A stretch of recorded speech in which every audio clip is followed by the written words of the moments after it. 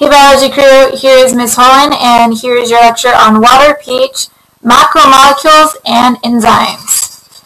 Let's go ahead and start with our pH first. Now keep in mind that pH is on a scale of 1 to 14, or 0 to 14 in this case. Now if it's between a 0 and a 6, it is considered an acid. If it is 7, it is neutral. If it is 8 to 14, it is considered a base. Now the reason why we say acid versus a base is depending on the actual hydrogen ion concentration.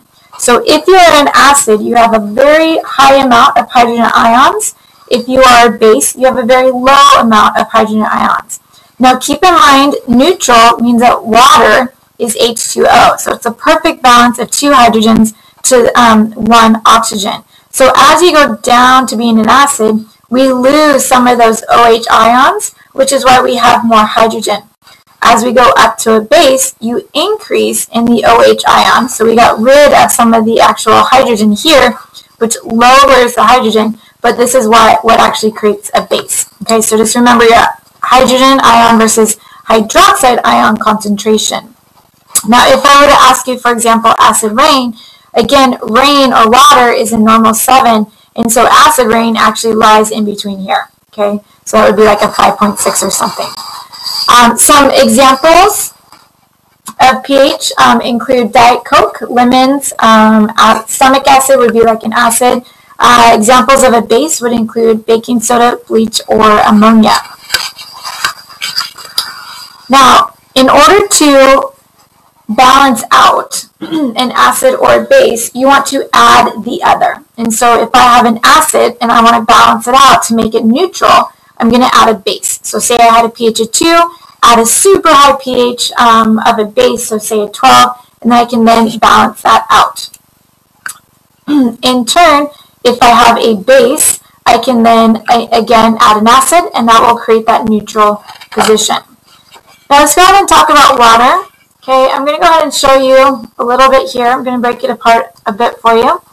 Okay, now water is the molecule that's allowing us to actually create these acids and bases.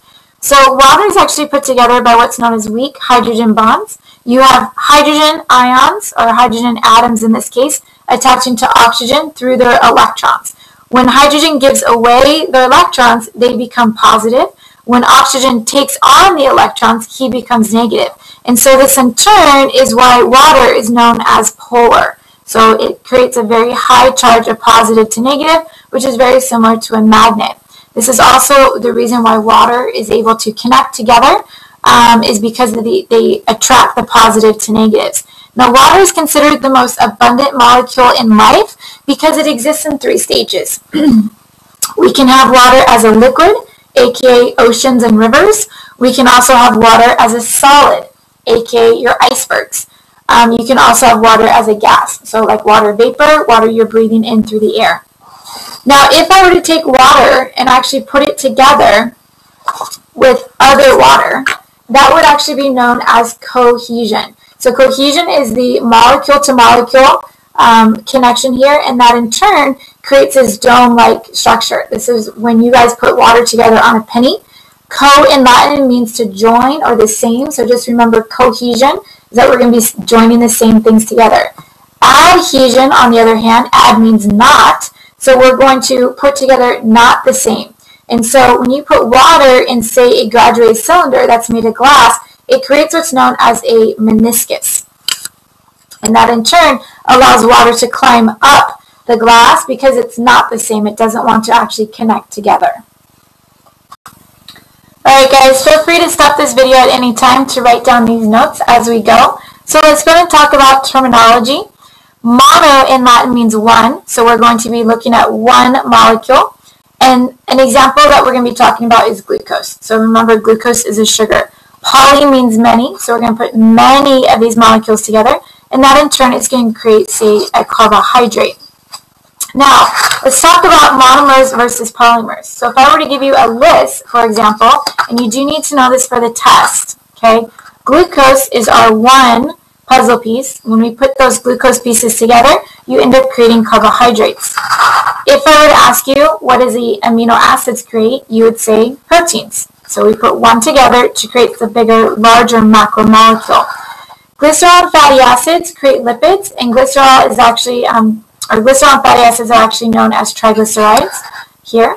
And then, of course, you also have your nucleic acids, and so those are the puzzle pieces are known as nucleotides, and you can remember this as nuke to nuke. Now let's go and talk about how water is used to break these molecules apart from their polymer into their monomer. So hydro in Latin means water. Lyse means to break. So literally, hydrolysis means to break with water. Dehydration synthesis, on the other hand, to dehydrate means to remove water. To synthesize means to put together. So dehydration synthesis means to remove water, and it puts it together. So our examples here, number one would be hydrolysis. So hydrolysis means that we're going to take a carbohydrate, we're going to add water, because hydro means water, and that in turn will break our molecules apart. So it breaks, and they become their individual monomers. So a carbohydrate will break with water to become glucose. If I want to go the opposite round and go through dehydration synthesis, I'm going to take away the water, which is to dehydrate them, and then that in turn will connect the molecules together, and so I can actually take amino acids, rip the water from them, and they will connect together to create a protein. Now let's talk about some of these macromolecules. Guys, remember macro in Latin means large, so like Macrocystis pyrifera is a giant sea kelp. The macromolecules that we're going to be talking about today are carbs, protein, lipid, and nucleic acids. We consider macromolecules organic because they all contain carbon, and carbon is one of the essential elements that we need in order to create life. Also, please remember our workout scenario. So when you guys go to play a soccer game or a surf contest or, going to the gym, whatever it is that you guys are doing, you usually need to eat pasta or carbs the night before or that morning.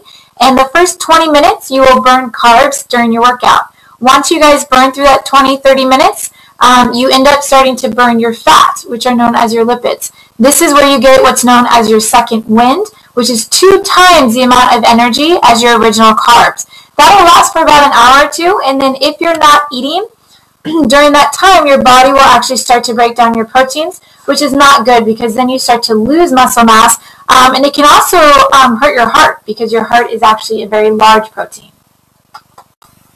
Okay guys, so let's break these macromolecules or organic molecules apart into their individual monomers, polymers, elements, and what they do.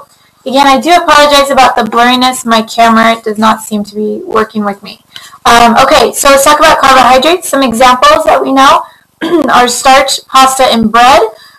Your monomer is going to be your glucose. These are also known as monosaccharides. You put a bunch of monosaccharides together, we end up creating what's known as a polysaccharide or starches.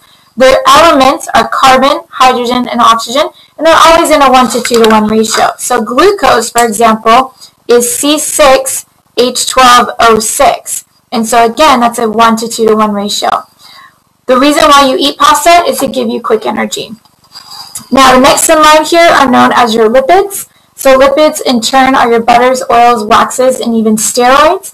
Remember from your puzzle pieces that you guys put together, it's like a big block with 3 little pieces. Well, this is actually known as a glyceride. And so that triglyceride is actually made up of a glycerol and 3 fatty acids. There's 2 types of lipids that I want you guys to remember, saturated versus unsaturated. Just remember, if you sat on your butt all day and watched movies and ate Oreos, that in turn is animal fats, and that is actually a bad fat. Unsaturated is when you unsat yourself and went for a walk outside. We saw a bunch of plants, and so those are actually good fats.